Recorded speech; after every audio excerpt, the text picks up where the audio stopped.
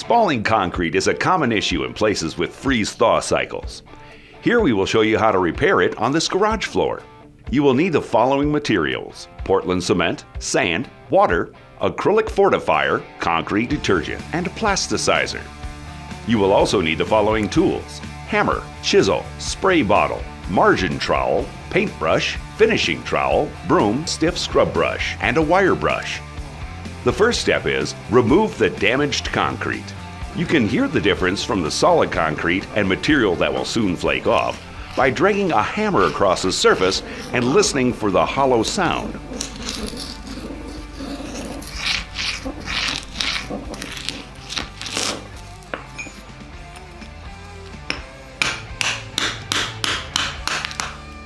Here we used a DASCO Pro small cold chisel and a Vaughan hammer to find and remove damaged sections. The second step is remove the dirt and debris. Start with sweeping away the large chunks of concrete. Then use a wire brush and vacuum to remove any loose concrete, dust, and dirt. This will make sure you have a solid foundation for the repair. The third step is clean the area with water and detergent. Spray the area and scrub it with a stiff scrub brush. Rinse the area with water and remove the excess water with a clean broom. Let the area dry for around 24 hours. The fourth step is apply a cement slurry base. Mix together equal parts of water, acrylic fortifier, and cement. Pre-wet the damaged concrete with water, but make sure it isn't pooling. This will reduce the risk of cracking or delamination. Then apply the slurry with a paintbrush to the old concrete to improve bonding. The fifth step is apply fresh concrete. Mix together 1 part water, 2 parts sand,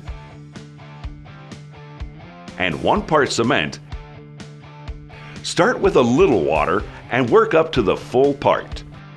The mix should be the consistency of peanut butter. Once you have the proper consistency, add a very small amount of plasticizer until the concrete turns to a liquid consistency.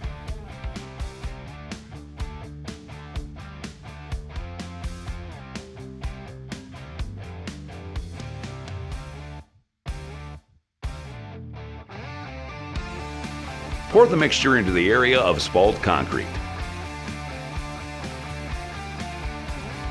Spread it into all the edges and remove any excess from the surrounding flooring.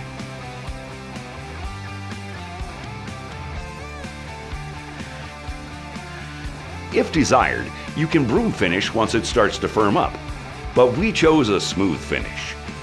Let the area cure for at least 24 hours before walking or driving on it.